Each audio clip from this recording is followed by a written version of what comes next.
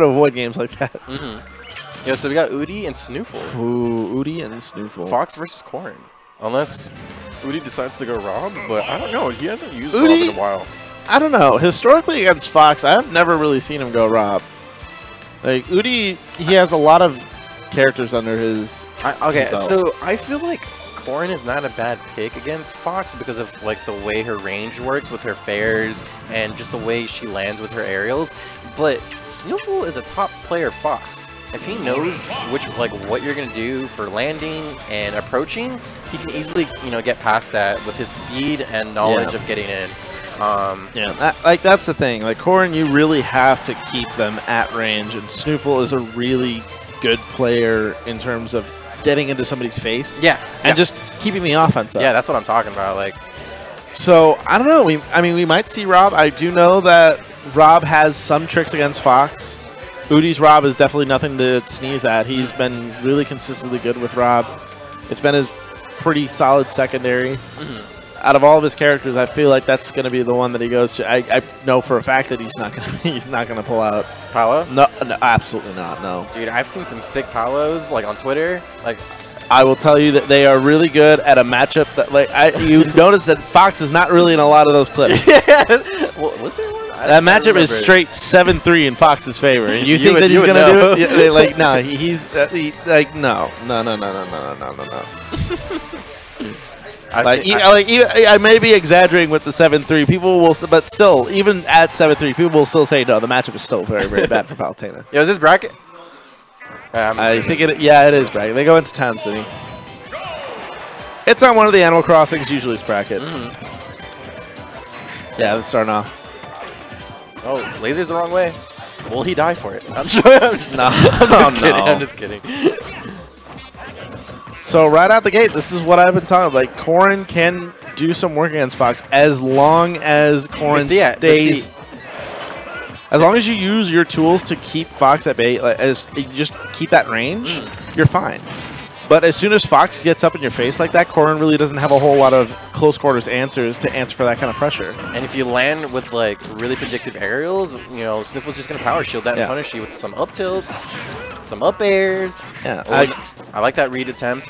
Yeah, that's honestly the biggest problem with Corrin. It's a lot like Marth, where a lot of those landing options are kind of laggy, so you have to make a commitment anytime you throw them out. Oh, nice. Jumped right over his dash attack and landed with a neutral air. Nice pin. Ooh. Oh, he tried to side B out of there, and you almost got him with that back air. That was a sick read. Udi had that, but it was just not positioned well. Okay, that actually wasn't that bad. That could have been a lot worse. If he didn't change that trajectory, SNooFL could have very easily up smashed that on reaction, but instead gets the falling there into the tumble, into the up smash. Classic from Fox. Yep. Ooh, F tilt to grab? What the? Well, he went for the fair foot. He wanted to end this game super early. I would too. I hate fighting Corrin. She's combo food for Ryu, but like, still, those swords ain't nothing to joke about. We tried to get something there off of the illusion, but doesn't come up with it. Back on stage, up tilt, back air. Nice. Back air. Oh! Nope, just out of reach. That was textbook edge guarding. And that absolutely would have killed if it connected. But I'm pretty sure another one of those, and that's going to seal out the stock if it's that close to the ledge.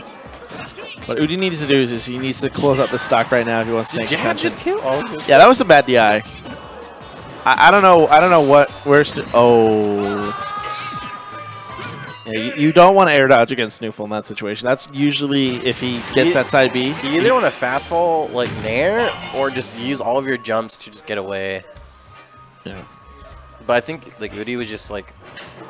Even then, like you really wouldn't want to jump in that situation because Fox would just be chasing. Yeah. Yeah. He would not like. I mean, use your jump to get to like a platform if there's one nearby, but because that's the thing that SNooFL likes to do. Like if he just hits you with an illusion and you're in that position, he'll just lay there and just wait. Yeah. He's so good at reacting to just aerial options. It's not even funny.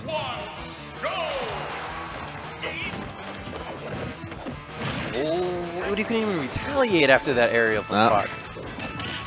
It's basically safe pressure as long as the Fox player can get in on that shield. I feel like Udi just didn't react in time. Yeah. Ooh.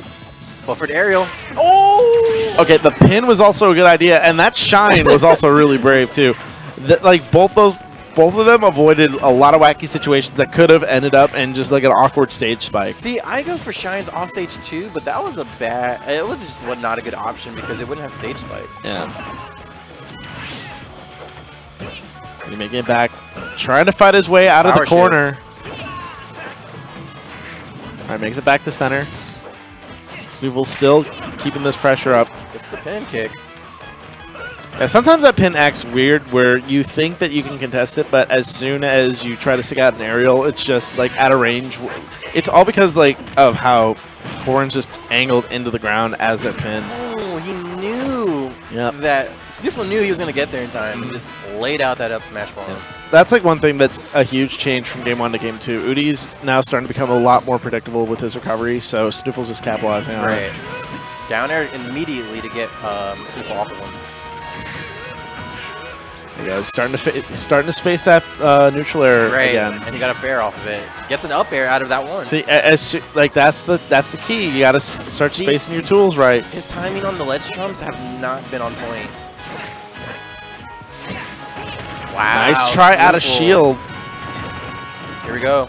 Oh, it doesn't get much off of it because it didn't get the jab. He could have gotten that lock if he was just a little bit quicker, but you know these trades are not doing Udi any favors right now. Yeah, he needs solid damage on his own, and he's just not getting that. Now SNooFL is now that he's at a percent where he knows that an overextension can kill him. I'm surprised he held. I'm surprised he held on. I thought he was gonna pull the trigger. He was in a good position to do so too. Yeah, it doesn't go for the ledge jump. Oh my god! All right, safely gets back. Pull behind, sticking out a jab, maybe to catch SNooFL out of the air. Udi knows that SNooFL just going for these soft hit nairs. Oh my god, SNooFL! That was so cool. Oh, no, didn't pull the trigger on the backer there. Was expecting something else. Pinned the wrong direction, and Udi. See, Udi was, pulling out. SNooFL was super smart because he knew Udi was scared to die from anything, so he's just been getting a lot of free grabs. Where are you going to land? Here we go. Nice nair out of shield. Oh, here we go. Still spacing it forward air. He tried to read SNooFL's option, but just wasn't there in time. That's it. And that trade is going to end the game. SNooFL is going to take it pretty solid 2-0. But when Udi first got that nair, I like that he tried to get more damage rather than just going for the optimal fair.